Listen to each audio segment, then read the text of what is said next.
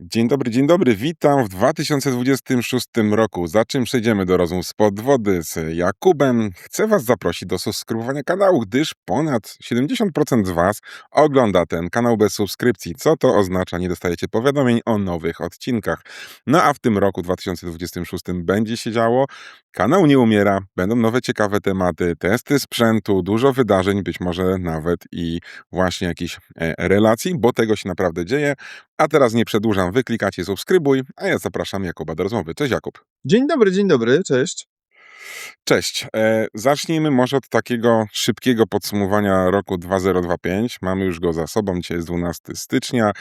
Za oknem śnieg, w końcu zima, ale jak to było w 2025 roku? Co tam się ciekawego wydarzyło? No właśnie jestem ciekaw, jak ty odbierasz ten rok, czy to dla ciebie był taki rok, że wiesz, ty na przykład jakieś duże kroki w swoim życiu wykonałeś nurkowo, albo czujesz, że ten rok na przykład w ogóle coś się wydarzyło w 2025, co taki jakiś gwałtowny ruch zrobiło do przodu? Wiesz co, ja jestem na tyle słaby, że nie wiem, co było wczoraj i ciężko mi powiedzieć, ale szczerze to, co najbardziej wspominam, to mój pierwszy nurkowy festiwal mocy i pojechanie w miejsce, w którym nie ma internetu. To na A razie mi tak widzisz, najbardziej utkwiło. a widziz.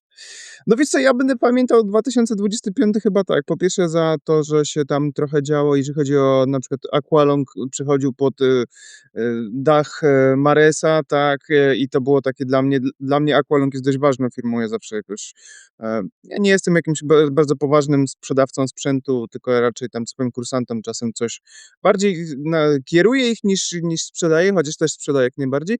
I takie to było dla mnie takie znaczące, że no w pewnym momencie taki byłem trochę, czułem się, że ta firma, no, ja ją polecam, tu wszystkim opowiadam, a tu nagle dzieją się jakieś historie typu, że oni tam mają problemy finansowe, przestają funkcjonować tak, jak powinni funkcjonować i właśnie wydarza się historia, że tam jest walka o to, kto Aqualunga tak naprawdę przejmie, bo tam w pewnym momencie się pojawiło chyba ze 2 graczy na rynku, oprócz tego, że grupa Head, do której należy Mares i SSI, chciała bardzo kupić, to jeszcze tam ktoś jeszcze był grany po drodze i to się tam mieliło, nie?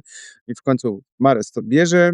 Mares w zeszłym roku walczył, żeby to jakoś zaczęło wyglądać. Nic nie było wiadomo, więc na przykład u mnie leży cały czas komputer Aqualunga, który używam w swojej szkole, który się, prawda, zwiesił i do dzisiaj mam go nienaprawionego, bo nie wiem, komu mam go wysłać, bo stary dystrybutor polski już nie chce brać tych rzeczy, bo już nie ma współpracy z Aqualungiem, a Mares jeszcze nic nie wie, bo jeszcze nic nie przejął, tak? Więc takie to było trochę dziwne. Taka bezwładność, nie? Tak. I pewnie trochę użytkowników Aqualunga tak samo się czuło, albo wiesz, no ludzie, którzy chcieli sobie kupić automat, wszyscy mówią: "Kup se Aqualunga", nie? A w tym momencie, no super, kupuję Aqualunga, ale kto za to odpowiada na przykład, nie? To taki był trudny moment. Ja to wspominam jak gdyby, no ja oczywiście tak, te imprezy, które no wreszcie udało mi się zrobić ten nurkowy festiwal mocy w wersji letniej i zimowej, i to fajnie zagrało i trochę się tego bałem po prostu zwyczajnie, trochę odwlekałem, ten temat, w końcu to zrobiliśmy i to fajnie zagrało, no i to mi się bardzo To podobało. a propos nurkowego festiwalu mocy, mogę powiedzieć, tak zagrało, bo ja wtedy nagrałem wykłady, które tam się Tak, pojawiły.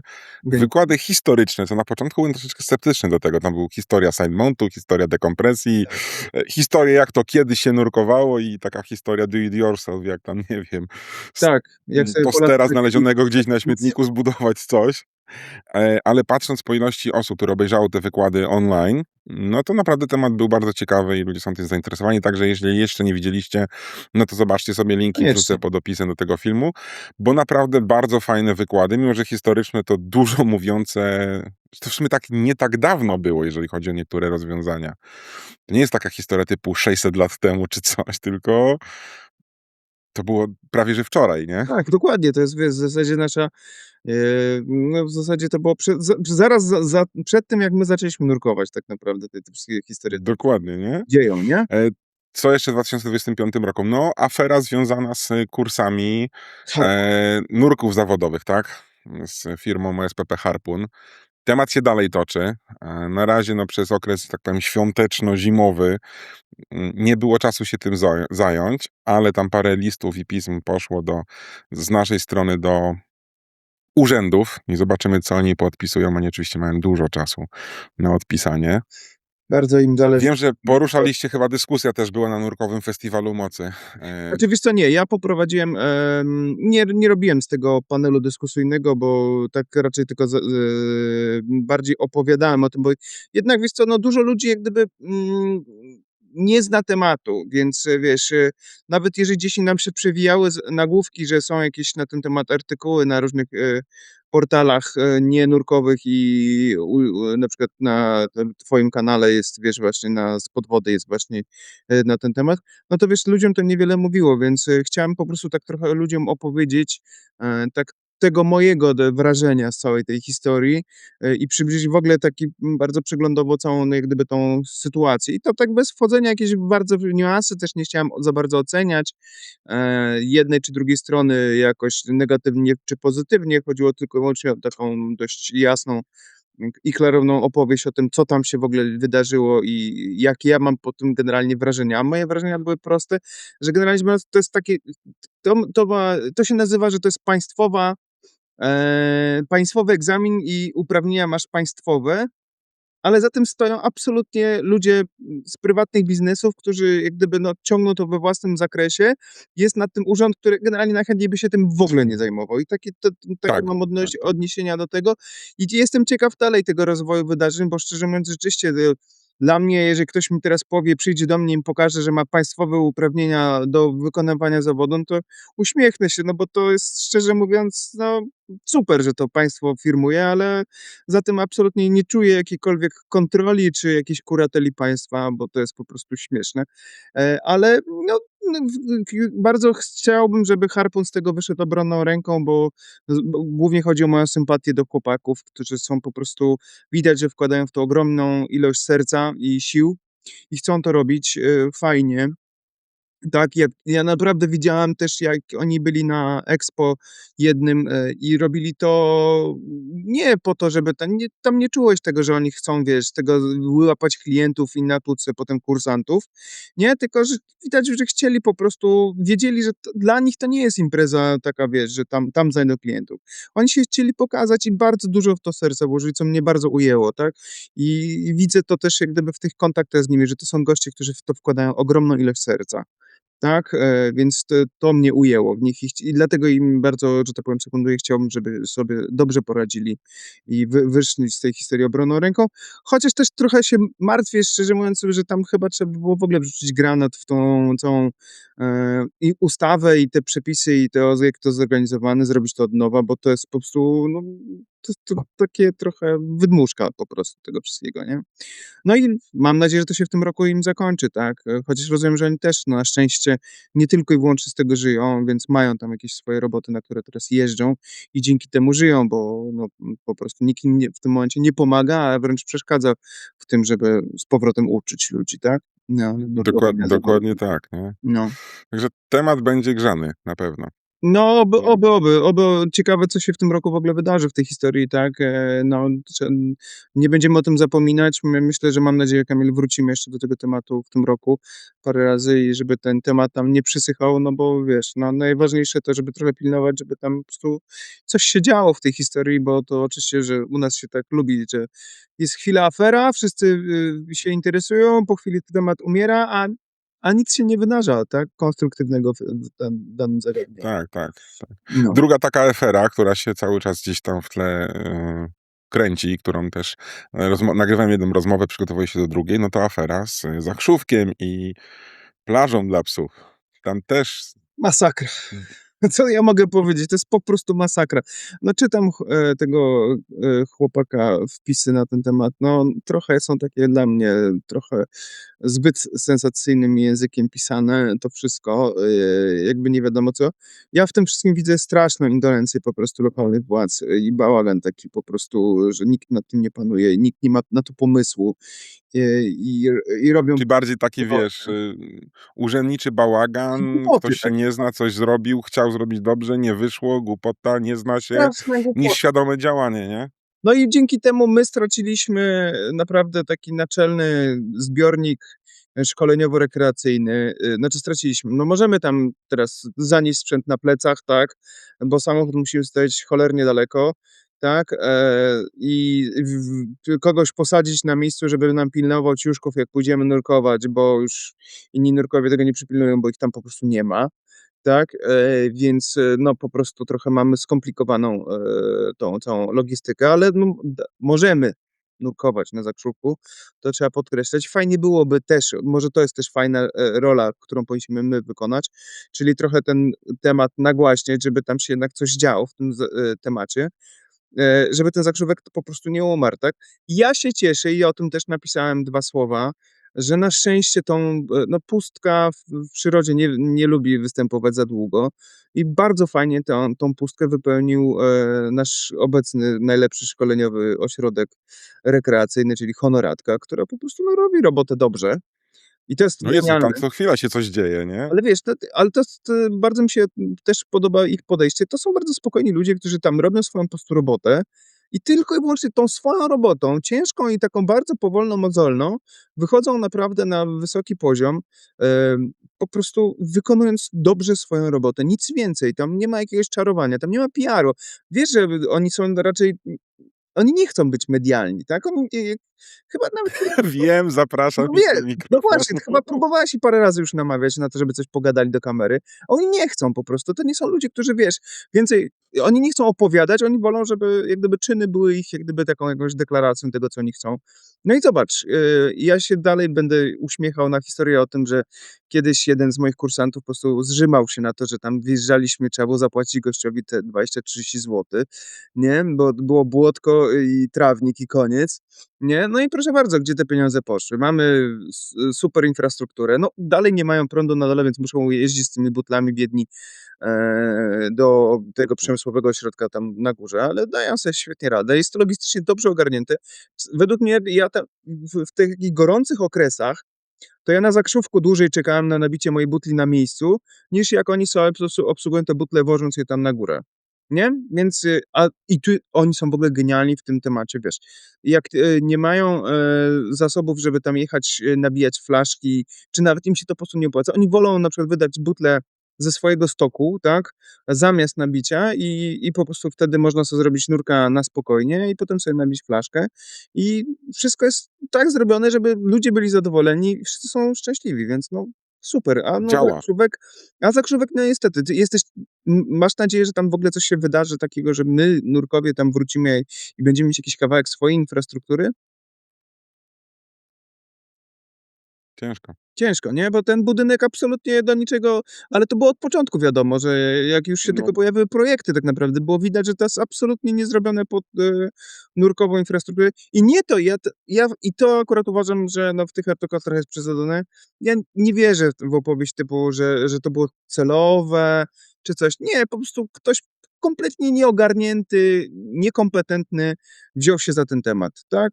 I to wyszło po prostu zwyczajnie. I to, że teraz to jest jakaś tam kawiarnia, ta kawiarnia za chwilę umrze, podejrzewam, bo przecież tam pies z kulawą nogą, wiesz, tam 5 osób przychodzi, bo ludzie też cały czas mają złą percepcję, że Zakrzówek to nie jest jeden zbiornik, tylko 2 zbiorniki. I to, co się kompalnie w sezonie dzieje, takie, jakieś tłumy mhm. dzikie, to się dzieją na, zbiorniku tuż obok, tak, który też jest połączony z tym Zakrzówkiem, który my znamy, ale no jest niejako osobnym w ogóle bytem. I tam się dzieje duży ruch w sezonie. W lato podejrzewam, że tam spacerują mamy z dziećmi, te pieski się kąpią, no i tam parę osób przyjdzie do tej knajpy, ale podejrzewam, no, chyba że mają bardzo fajnie dogadany niski, ten rytm miesięczny, opłaty, to mogą wytrwać, ale podejrzewam, że miasto wcale nie jest tanie, więc podejrzewam, że też długo ta kawiarnia tam nie pobytuje.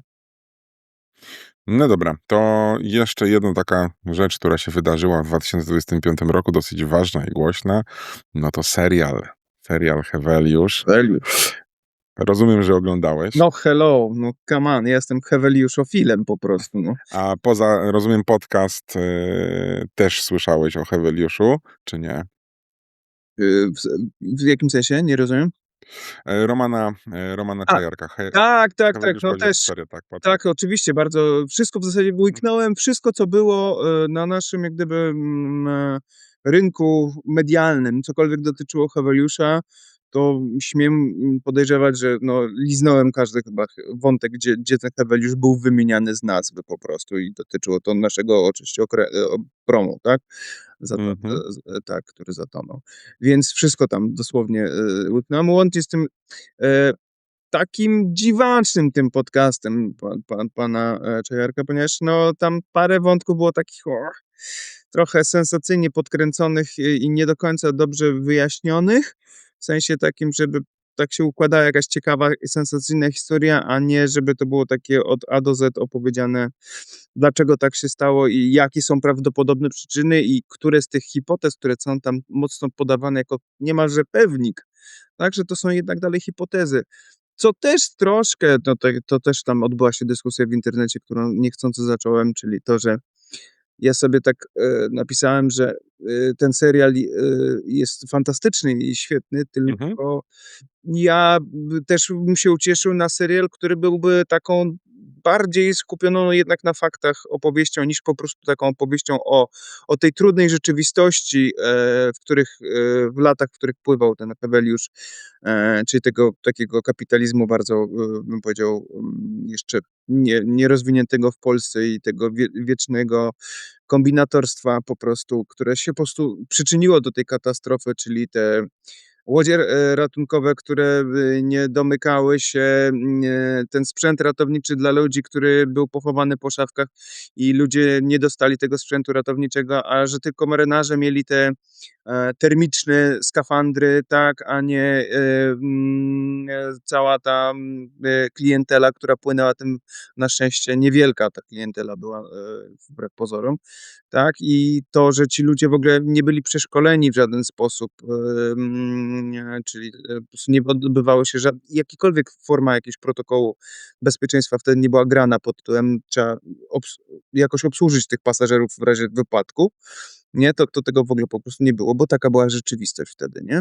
I to było dla mnie takie dojmujące, a no trochę w tym podcaście było to trochę takie poczarowane. W serialu było bardzo fajnie pokazane, aczkolwiek no, jakby pokazali prawdziwe historie prawdziwych ludzi poza jedynym prawdziwą postacią, czyli kapitanem, tak? I jego rodziną, tak? To wszystkie inne postacie to zlepek po prostu różnych postaci, tak? Autentycznych.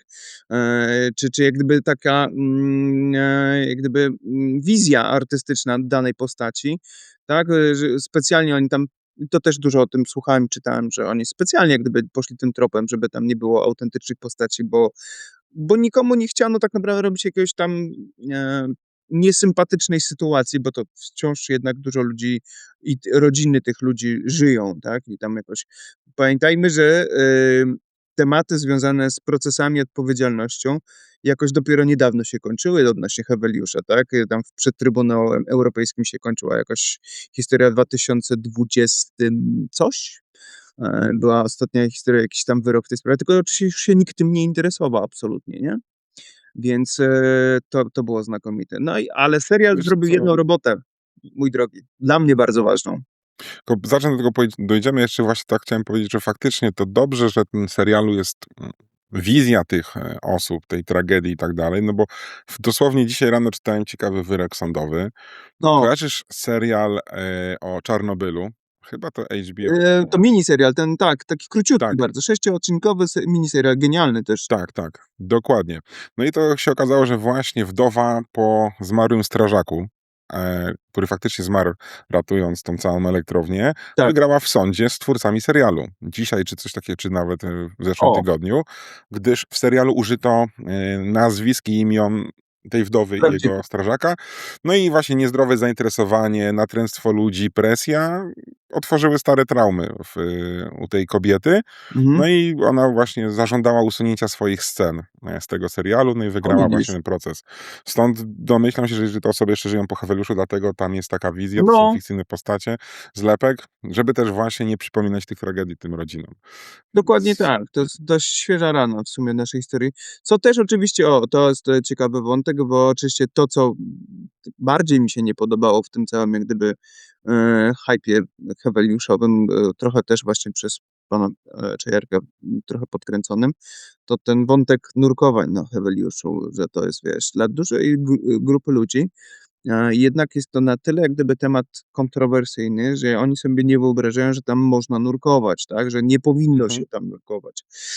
Ja cały czas będę się upierał przy swoim stanowisku, że akurat absolutnie to nie może być tego typu jak gdyby dyskusja, czy wolno, czy nie wolno tam nurkować. Tam po prostu to nie jest jakaś nie wiadomo jaka tragedia typu Gustlow Goya Steuben czy Titanic, gdzie że tam po prostu w tysiące ludzi ginęli. Tak, jest to tragedia, ale my nie mamy problemu odwiedzać punkty, gdzie się wydarzyły różne tragedie na lądzie, tak? Nie mamy z tym żadnych problemów, tak? Auschwitz-Birkenau. Tak, więc to się wszystko dzieje i jest to doskonale zorganizowane i to też mogłoby się dziać pod wodą i powinno być, ponieważ to jak gdyby buduje tą historię i jak gdyby przekazuje dalej tą wiedzę. Jeżeli się ten temat będzie tylko wirtualnie odbywał, absolutnie, to się po pewnym czasie ten temat w ogóle zakończy, ludzie zapomną i nie będzie tego tematu, więc to jest jak gdyby też jakiś sposób na podtrzymywanie tej historii i jak najbardziej uważam, że powinno się odbywać normalnie tam, tylko właśnie one powinny być robione z głową, przez mądrych ludzi, tak, którzy po prostu zwyczajnie będą pamiętali o tym, żeby tych nurków uczulić na to, że no to jest miejsce, gdzie ludzie zginęli, żeby pamiętać o tym, tak. No i też myślę, że tutaj dużo ludzi ma taką wyobraźnię, że życie nurkowe tylko po to nurkują, żeby wyciągać tam różne rzeczy, bo oczywiście czytali o tym w gazetach i tym podobne historie, tak, o wyciąganiu rzeczy, tylko że to jest, to był zawsze procent jakiś, tak, tych ludzi, którzy nurkują na wrakach, którzy to robili. Na szczęście nie, bardzo mały procent, tak.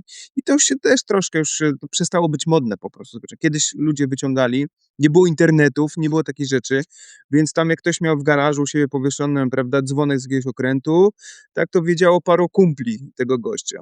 Teraz takie historie bardzo szybko trafiają w dużą, grupę ludzi, i już widać wszystko, no i mamy tendencję do oceniania, więc ludzie się teraz trochę bardziej krygują w takich historiach i już się w takie rzeczy nie bawią po prostu zwyczajnie, bo wiedzą, jak bardzo mogą sobie po prostu zwyczajnie zaszkodzić. Jeżeli nawet tu nie mają rozumku, żeby pamiętać o tym, że takie rzeczy nie wyciągać, to trochę ich myślę, że ta taka wiedza o tym, że po prostu no, takie rzeczy wyłażą i potem są oceniane przez tłumy ludzi, to już jest chyba trochę gorzej dla takich kolesi, więc tego już chyba po prostu zwyczajnie nie ma no pewnie zawsze jakiś promil będzie. Pewnie dalej ktoś tam gdzieś coś wyciągnie, nie? Ale już nie będzie tego, nawet tej skali jakiejś tam, która była dotąd, nie? Ale No to uwaga, dla mnie najważniejsze jest to, że w ogóle znowu podjęto temat wrakowych wypłynięć, tak, i ich mówię mhm. Heweliusza, tak? Był moment, że no nie dało się popłynąć na Heweliusza, bo nie było kim. Nie to, że on był zamknięty czy coś, no był problem, bo było oczywiście, cała ta histeria związana z tym, że pływają po Morzu Bałtyckim okręty, czarnej floty cieni, która tam przecina wszystkie kable, wysadza wszystko w powietrze. Więc była straszna histeria i wszystkie służby wszystkich krajów pływały po Bałtyku i zaglądały do każdej łodzi płynącej z nurkami, pytała się, co oni robią i czy mają jakieś nożyce i palniki, tym podobne rzeczy. To akurat opowiadam historię tego, jak początek jeszcze był całej tej draki i były jeszcze jakieś wypłynięcia na Heweliusza. No i chłopaki z łódki, w którą regularnie pływałem na Heweliusza, czyli z doktora Lubeckiego, opowiadali, że po prostu generalnie co chwilę mieli wizytę służby granicznej z któregokolwiek, czy nam tej służby przybrzeżnej na pokładzie, Mhm. bo dzień dobry, co wy tu macie, co wy robicie, tak, i sprawdzanie, czy tam nie ma palników, tak, bomb i tym to podobnych historii, nie, więc oni w zasadzie zamiast nurkować, czy tam płynąć, co chwila musi się zatrzymać do jakiejś kontroli, więc trochę było to dla nich męczące. No mam nadzieję, że trochę się teraz to już uspokoiło i trochę będzie tego mniej, i będzie można popływać. I właśnie i wreszcie mamy łódkę, która rzuciła ofertę na wypłynięcie na Heweliusza. No niestety mają, bym powiedział, monopolistyczne, jak gdyby warunki, czyli mogą sami, płynąć i stawiać warunki, więc te warunki są to dość, bym powiedział, ciężkie dla nas, no ale trudno, trzeba przeżyć, trzeba płynąć, bo jest Heweliusz wreszcie do obejrzenia znowu. A ja po serialu oczywiście już mam 1000 pomysłów, gdzie ja bym chciał popłynąć, co pooglądać.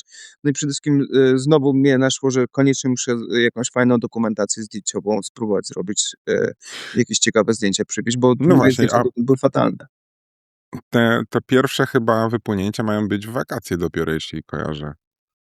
Jakoś tak, tak, jakiś tam, myślę może czerwiec, mam to gdzieś, nie potem mogę sprawdzić, ale szczerze mówiąc, dokładnie nie pamiętam, ale rzeczywiście tak. No ale no wiesz, no i tak jak tylko poszły te terminy, to one na pniu zeszły, tak? I jeszcze mam teraz pytania od ludzi, którzy chcieliby popłynąć na Weliusza i mówię: "No chłopie, zapomnij, to wszystko poszło na pniu, po prostu ja ten jeden swój termin", ja w ogóle wiesz, pisałem do dziewczyny, która to koordynowała, w sprawie 3 terminów, i tak jeszcze, który wybrać.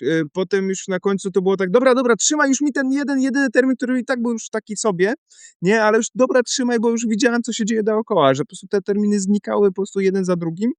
I ja swój termin po prostu też, zabukowany mam już, z listą rezerwową ludzi, tak, więc wiesz, no, hype jest taki niesamowity.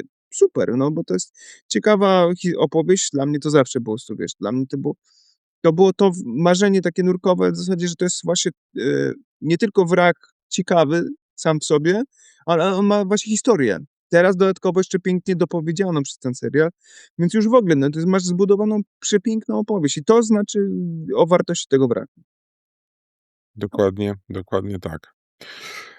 2025 rok to nie tylko, eventy, seriale, ale też twoje osiągnięcia, bo Wiesz co, no właśnie tak też, bo to też zaczęliśmy sobie ten temat o tym, że, co ty na przykład, zapamiętasz z tego swojego jak gdyby roku nurkowego 2025. Dla mnie to jest taki dla mnie duży skok, że ja wreszcie wykonałem parę poważnych kroków do przodu, i po prostu to, co miałem gdzieś tam w swoich celach życiowych do osiągnięcia, właśnie postanowiłem zrealizować. No pierwszym dużym w ogóle dla mnie takim, skokiem, że poczułem: "Boże, zrobiłem duży krok, jeżeli chodzi o moje życiowe cele, no to w ogóle było zostanie instruktorem nurkowania". Teraz do tego dobiłem, że po pierwsze, sam zrobiłem uprawnienia na, nurkowanie dekompresyjne do 60 metrów, czyli wszedłem w ścieżkę Trimixa, co niestety uświadomiło mi, jak bardzo jest to kosztowne tak. zajęcie i dlaczego tak często tego nie będę z tym wykonywał, albo już, że tak powiem, odkładam miedziaki na rebreather, bo i to jest też ciekawy wątek, który można byłoby, Kamil, kiedyś pociągnąć, że w dzisiejszych czasach po prostu rebreather już nie jest tylko bardzo drogą zabawką dla ludzi znudzonych nurkowaniem, którzy lubią bardziej grzebać w sprzęcie niż nurkować, tylko jest to po prostu w tym momencie urządzenie, które daje ci w ogóle możliwość, w miarę ekonomicznego planowania tych nurkowań dekompresyjnych na Tak, Trimixie. ja to pamiętam, rozmawiałem z Adamem Słudzkim o nurkowaniu na hańczy i powiedział mi, że jedno zejście na hańczy na dół na tych trimixach to jest chyba 1800 zł czy coś za gazy, nie? Poszło. No więc właśnie, wiesz. Ja i tak, no ja zrobiłem swój kurs też, uwaga, na hańczy, więc, no też oczywiście tam ten rachunek zrobił mi takie nie, ale, potem moi koledzy, zresztą instruktorzy z Deep Spota pojechali, robić nawet wyższy kurs w Dahabie w Egipcie i też zapytałem: "A ile was to kosztowało?" Usłyszałem taką kwotę, że to ja to przy tym mały pikuś byłem, więc, Ale oni mieli podgrzewaną wodę w no Egipcie. tak, no za warunki się płaci po prostu ekstra, no. Więc, tak, no ale druga rzecz to też przy okazji, zrobiłem też instruktora. Oczywiście nie jeszcze trimixów, tylko zrobiłem instruktora w ogóle nurkowań dekompresyjnych w SSI-u, co też bardzo mi się podoba w ogóle ta ścieżka trochę SSI-owa, stąd jak gdyby w ogóle wszedłem w SSI-a. Że po prostu ten system troszkę mi się lepiej układa w głowie, logicznie to, co Mhm. tam się dzieje i cieszę się, że trzymam z tą federacją, i to, co tam właśnie zrobiłem, czyli tego extended range'a. No i mam nadzieję, że to się teraz będzie fajnie kręciło, bo umówmy się, no też trochę już ludzi wyszkoliłem i bywa taki moment, że jak ktoś przychodzi: "A może bym u ciebie zrobił OWD?" To już ja nie mam tak, wiesz: "Ha, cudownie, cieszymy się bardzo", tylko na zasadzie: "O może cię oddam komuś, jakiemuś koledze, koleżance", bo już czasami też już takich podstawowych kursów człowiek ma lekko dosyć, bo już trochę ich zrobił w życiu. Więc Mhm. cieszę się, że mam właśnie nowe rzeczy przed sobą, które mogę robić, których też się muszę nauczyć, jak je prowadzić, więc to jest super i no cieszę się, że, będę kolejnych ludzi zarażał, no to już i to już jest wyższa para kaloszy, także to już nie ma lekko. To już odpowiedzialność jest dużo, dużo wyższa, więc, też mnie to cieszy, bo to daje ogromną satysfakcję, nie? Dokładnie tak. No. No dobra, teleportujemy się, do 2026 roku, bo czekają nas, no, fajne eventy w 2026 roku. Będzie, no, niedługo tak naprawdę, Boot w Düsseldorfie. Właśnie. Pod Właśnie, to jest dosyć duża impreza. Miałem nawet powiem ci, że pojechać, ale zobaczyłem na mapkę, gdzie jest Düsseldorf i mówię: "Nie". Właśnie to jest za każdym razem mam ten problem, że no w tym był w ogóle bardzo moment taki, bym powiedział, parę lat pod rząd, że przede wszystkim byłem też, bardzo myślałem o tym intensywnie, bo byłem też namawiany przez niektórych, jak gdyby dystrybutorów i importerów sprzętu nurkowego, którzy jechali do Düsseldorfu, pytany, czy nie chciałbym pojechać i pomóc po prostu na stoisku, bo przy okazji sobie obejrzeć, jak to wygląda bot. I za każdym razem bardzo to oglądałem, i chciałem to jechać, no ale to wiadomo, właściwie chodzi o odległość, koszty, no i czas, który mnie tu nie będzie w domu, co jest zawsze problemem, więc, zawsze się to kończyło: "Dobra, nie". Bot bardzo stracił na też okresie pandemicznym, były tam przerwy. Po przerwach pandemicznych z kolei wyraźnie rynek chyba nie był jeszcze gotowy na tego typu eventy i, pamiętam, że dużym rozczarowaniem był ten postpandemiczny bot. Więc jestem trochę ciekaw tego, jak w tym roku będzie się to działo. Ten nasz rynek nurkowy po, covidowych historiach jest bardzo taki, bym powiedział, nieśmiały i bardzo tak, liczy 15 razy te pieniądze, które musi wydać na takie rzeczy związane z promocją i wciąż mam wrażenie, że oni nie czują tego, że no nie można tego przeliczyć, że w postaci tego, że jaka jest szansa zarobku dzięki udziałom w takich imprezach, tylko to jest taki trochę rodzaj, no, obowiązku naszego, że na takich eventach po prostu trzeba bywać się, pokazywać ludziom, gadać z nimi, uśmiechać się do nich i mieć nad tym jakiś pomysł. Więc no jestem ciekaw, jak ten bot sobie będzie radził. No ja się w tym roku nawet nie zastanawiałem, czy się wybiorę, bo po prostu no nie, jeszcze nie. No, Może kiedy ode mnie to jest 995 kilometrów, 10 godzin jazdy, tak, ale mam alternatywę, no, bo w tym samym czasie, kiedy w weekend zaczyna się właśnie impreza w Niemczech, w Deep Spocie będzie Photo Weekend. Bardzo fajna impreza. będę Bliżej też bliżej będę. Dokładnie, bliżej, dokładnie rzut beretem, więc na Photo Weekend będę uczestnikiem. 17-18 stycznia można sobie wbić. Fajny event. Byłem na jednym, nagrałem też wykłady, one są do obejrzenia właśnie na kanale. No powiem, byłem zaskoczony. Ile można zrobić tematów fotografii podwodnej, tak to. Wiesz co, no właśnie, bo ja też, podkreślę to, że ja jestem uczestnikiem, nie jestem jakimś tam zaangażowaną osobą od strony organizacyjnej w ogóle w ten event. Jestem po prostu od paru edycji zwykłym uczestnikiem tej imprezy, ponieważ sam się trochę interesuję podwodną fotografią, mam zajawkę na to, mam podejście do tego totalnie amatorskie, ale no chcę się trochę dowiedzieć. I powiem szczerze, że już było tak, że, po poprzednim miałem takie uczucie: "No dobra, chyba już więcej z tej imprezy nie wyciągnę, to może sobie tegoroczną edycję odpuszczę". No i potem przeczytam spis treści, co ma być. Będzie Tomek Stachura, więc będą wraki, więc będą wątki No właśnie. wątkowe.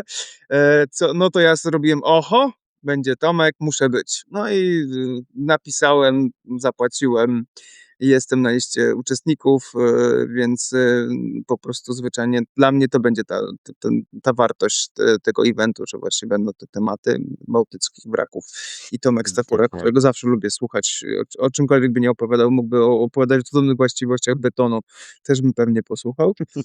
Zgadza Więc się. tak jest, więc dlatego, no warto. Jak ktoś się interesuje w ogóle jakkolwiek fotografią, nie profesjonalnie, tam jest fajne, można to obejrzeć, jak gdyby, że to jest fajny przekrój. Tam są rzeczywiście dużo fotografów, którzy zainwestowali dużą ilość czasu i pieniędzy w ten sprzęt, to widać po prostu zwyczajnie. Ale powiem szczerze, ja byłem pierwszy raz i tam z fotografem pod wodą mam tyle wspólnego, że iPhone'em robię pod wodą No, zdjęcia. a i te To oglądałem te makroślimaczki, te rafy, to wszystko, no, no. gałki mi wyskakiwały z oczu, nie? Więc o to chodzi, żeby się chociaż zainspirować. Przecież na Baltic Tech tak samo się jedzie, nie po to, żeby mówić: "No tak, ja też mogę se zanurkować na 90 metrów na taki wrak". Nie. Chodzi o to, żeby się zainspirować, pooglądać takie historie i samemu wpaść na jakieś swoje pomysły. Ja, dalej uważam, że bardzo fajnym i to dalej jest moim podstawowym, głównym, narzędziem fotograficznym pod wodą jest GoPro i 2 światełka niezbyt, poważne. I to dalej fajną robotę robi i można z tego też wyciągnąć fajne rzeczy, tylko po prostu trzeba chcieć i robić dużo zdjęć i próbować, tak? I chodzić na takie imprezy i tam wpadać na pomysł, a może tak, a może siak. I to jest to i dlatego warto akurat być. No, a kto ma czas i możliwość pojechać na BOTA, to jeszcze wrócę do BOTA, że też warto, to jest, trzeba ludziom to wyraźnie powiedzieć, że to jest obecnie, no, największa impreza tego typu w naszym zasięgu, na którą można pojechać, tak, żeby zobaczyć, co się w ogóle dzieje na, rynku nurkowym, tak, jakie są trendy, może się coś pojawi nowego w sprzęcie, tak, nurkowym. Więc, no, dlatego warto też myśleć o takich imprezach, bo może nie są zbyt blisko, ale są w zasięgu rozsądnym, tak, i można się wybrać i tam sobie pooglądać co i jak, nie? Dlatego warto bywać. Właśnie. A propos Tomka Stachury i Baltic Techa, to mamy w tym roku Baltic Techa. No, Ja powoli przyzwyczajam się, że to jest konferencja co 2 lata. Chociaż tak. mam wrażenie, że rok temu była. No właśnie, no Czas tak widzisz, i ten tak czas też tak się szybko czujesz, leci, nie, nie? że to było w zasadzie jak, to było zaraz, nie? To jak 2 lata, nie? Dokładnie tak, naprawdę czuję, że to było dosłownie w Parę zeszłym miesięcy. roku, a to było w 2024 roku, Ja był się Baltic cieszę, że Tech. tak, mamy ten rok, kiedy znowu będzie Baltic Tech. Ja oczywiście będę obowiązkowo, bo no, trzeba być. Chociaż biję się z myślami, czy chcę się znowu bawić w prasę, czy może jednak pójść jako trochę czy inaczej jest, jak się jest tam człowiekiem z prasy, a trochę inaczej, jak się jest po prostu uczestnikiem tego wydarzenia. Uczestnikiem, dokładnie. Tak, Ale to powiem ci, ja mam to samo, że jak nagrywam podcast, to potem muszę być słuchaczem i go odsłuchać, bo w trakcie nagrywania podcastu ja potem w sumie to ja nie wiem, nie o czym my myślisz o gadaliśmy. treści, Tak, tylko myślisz o samym, nagrywaniu, sprawdzasz ustawienia, patrzysz, czy światło jest dokładnie, nie? okej, nie? Czy ktoś nie wchodzi w kadr i trzeba na niego namrugać, agresywnie, tak, żeby strzec z kadru, nie? No właśnie, to jest Dokładnie. ten mankament. Ja też pamiętam, że właśnie przez to, że, też się skupiałem, a to może zrobić zdjęcia, a to może coś, a to potem o tym pamiętać, żeby o tym opowiedzieć i potem tak kurczę, ale ja tak dla siebie samego egoistycznie nie wyciągnąłem tego, co chciałbym, nie? Więc no, w tym roku pomyślę, czy chcę się brać w pracę, ale oczywiście, że chętnie też, bo to też lubię po prostu robić, tak, bawić. No ale do listopada jeszcze Mamy trochę naprawdę czasu, dużo, ale dużo czasu. tak czy siak w jakiejkolwiek formie, ale będziemy. Na pewno, Obowiązkowo. na Baltic Techu. Obowiązkowo, więc to jest końcówka roku po Baltic Tech. No ale jeszcze zaczem dojdziemy do właśnie Baltic Techa. Mamy też przecież inne jeszcze imprezy. Mam nadzieję, że tak. Nurkowy Festiwal Mocy w 2 edycjach Tak planujesz, jest. czyli Robimy ciepła i letnią i zimna. ciepłą, tak. Ciepłą i zimną, tak, robimy, Tak. dokładnie. No i demo daysy będą też, znowu, tak. I Demo Daysy na koparki wracają. Wracają na koparki, co ja też przypomnę, że uważam pomysł z Kłodnem był bardzo dobry. Mam nadzieję oni tam się jeszcze oczywiście odgrażają, że te Kłodno jeszcze wróci na tapet, jeżeli oczywiście, oni to warunkują tym, że klub, znaczy klub, centrum nurkowe, które kiedyś wymyśliło, te zawody nurkowe, tak, że jeżeli zrobią też zawody nurkowe, no to jeżeli to połączą, to będzie też przy okazji też demo days tam. No zobaczymy. Ja chciałbym, żeby tam wróciło, bo to fajne miejsce, też, inne trochę środowisko nurkowe, więc, też zmiana trochę takich jak gdyby, i ludzi, i takich rzeczy, a no ta zeszłoroczna edycja miała to nieszczęście, że trafiła w wybory, dodatkowo fatalną Pogodę. tak, więc no nie dziwota, że tam niestety po prostu nie zagrało to jakoś, jeżeli chodzi o liczbę ludności, no ale no to nie znaczy, że to był zły pomysł, tak, tylko po prostu był pech, tak, i trzeba dać szansę temu miejscu. Uważam, że, ma ono ogromne walory w postaci tego, że wszyscy jesteśmy jednak tam też, noclegujemy na miejscu, tak, więc jesteśmy blisko siebie, więc jest lepsza możliwość integracji. Na koparkach nigdy ta integracja nie była jakimś mocną stroną tej imprezy. Tak, ludzie tam wieczorkiem trochę i zostawało. Ja pamiętam demo daysy, na których ja się dopiero po demo daysach dowiadywałem, że jeszcze coś się tam działo, jakaś się integracja wydarzała. No tak, Tylko ludzi kto wiedział, ten był, nie? no właśnie i dużo ludzi po prostu wyjeżdżało po jakichś tam ostatnich, testach i w ogóle nie brało udziału i to był problem, tak? Bo tam nie ma gdzie za bardzo nocować w okolicy, te hotele są rozstrzelone mocno.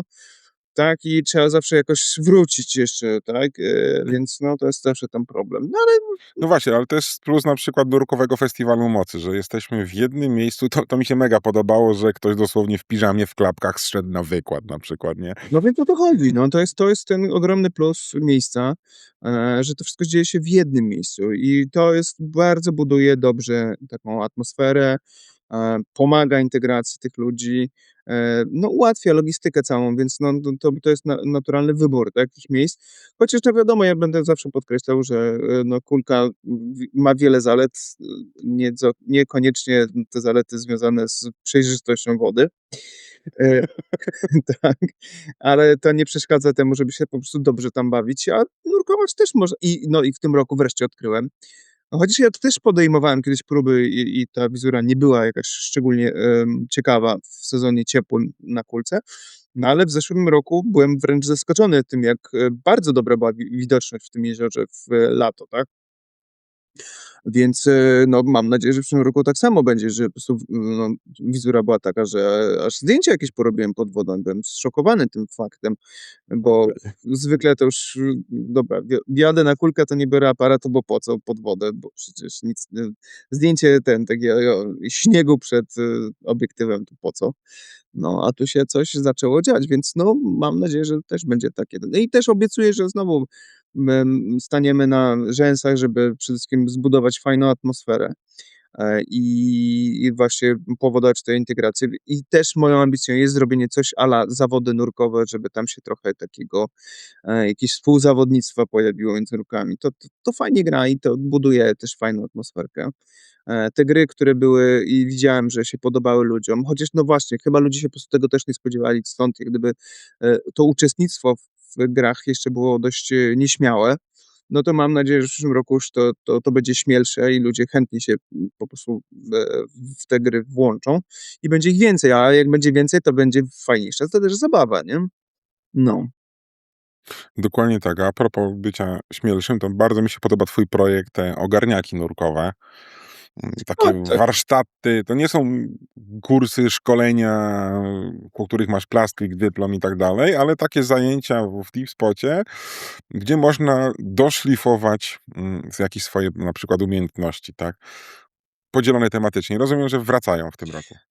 No one tak naprawdę nigdy nie były schowane, żeby musiały wracać, tylko no ja gdyby ich tam bardzo jakoś nie reklamowałem, zwłaszcza, że ja je zawsze tak trochę bardziej rozreklamowuję przed sezonem zimowym, bo wiem, że raczej w sezonie zimowym jest większe parcie na takie Mhm. zajęcia, więc no, a że miałem sporo swoich zajęć innych, z początkiem tejże zimy i jesieni, więc, nie bardzo to reklamowałem, bo i tak miałem dużo roboty, więc nie bardzo miałem nawet czas, żeby robić jakieś regularne ogarniaki.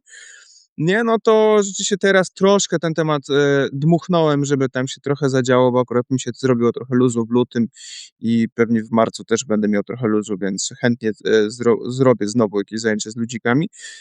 A tu się pojawił też ciekawy wątek, bo ja tak, szczerze mówiąc, za każdym razem, jak tam próbowałem zrobić wokół tego tematu więcej, szumu, żeby się trochę więcej działo, e, to właśnie tak było tak, że zawsze parę osób zawsze się chętnie zgłasza. Mam w zasadzie stałą grupę powracających ludzi, na kolejne, warsztaty, ale właśnie tak no, wrzucam w te grupy te deep spotowych nurków i tym podobne i tam widzę, że tak no, nie ma tak, że wow, róbmy to. Wiesz, jak są na przykład warsztaty tam freediverów prowadzone przez genialną Emilkę, białą, no to wiesz, to tam po prostu ja widzę, wiesz, na tym balkonie siedzi tam tłum ludzi i tam, rozciągają się przy tym, więc wiesz, taką trochę moją ambicją, która mnie tam drapie strasznie, to żeby też ja tam też zrobię jakiś fitness na balkonie dla nurków, A to scuba. widzisz, musisz być Emilką. Tak jest, no muszę być Emilką. No chciałbym być, więc, próbuję i właśnie i zacząłem szukać, gdzie leży problem. I ktoś mi rzucił, uwaga, wątek, z czego może wynikać problem, że, te ogarniaki nie budują takiej jeszcze wielkiej popularności, ponieważ nazwa ogarniaki jest dla niektórych może być kontrowersyjna, że oni się czują, no jak to, ogarniak, to ja jestem nieogarem, to ja mogę, wiesz, że ja mam coś ogarniać, to znaczy, że nie ogarniam, wiesz. Ktoś mi powiedział, że to może być takie dla ludzi trochę nie, więc zacząłem kombinować, że może zmienię nazwę na warsztaty progres czy coś, więc teraz jest tam w tytule też podrzucone, że to są warsztaty progres, dawne ogarniaki, żeby nie było, wiesz, Tak, tak. budujemy wokół tego jakiś taki ciekawy wątek. Ale no oczywiście zapraszam serdecznie, bo warsztaty mają główny cel, to jest to, żeby po pierwsze zapełnić nam trochę czasu w tym deep spocie, który no, trzeba sobie jakoś wypełniać. No, dużo ludzi już po drugiej wizycie w deep spocie już nie wie, co ma tam robić. Widzę, że też ludzie nieśmiało próbują czasem sobie wymyślać jakieś zadania pod wodą, i czasem to widuję też na tych nurkowaniach, coś to tam kombinują. No ale to jest sam to miałem ze sobą, czyli że no trudno jest tak sobie coś wymyślić i przede wszystkim być jeszcze na tyle uczciwym i takim, w tym pomyśle upartym, żeby go zrealizować, bo bardzo często zadanie mi natychmiast wyparowywało, jak się zanurzyłem potąd w wodę, zobaczyłem klar wody, dobra, lecimy tam, nie wiem, dzida w dół albo coś tam, nie, to walimy zadania, bo przecież trzeba sobie zrobić fajnego nura, nie?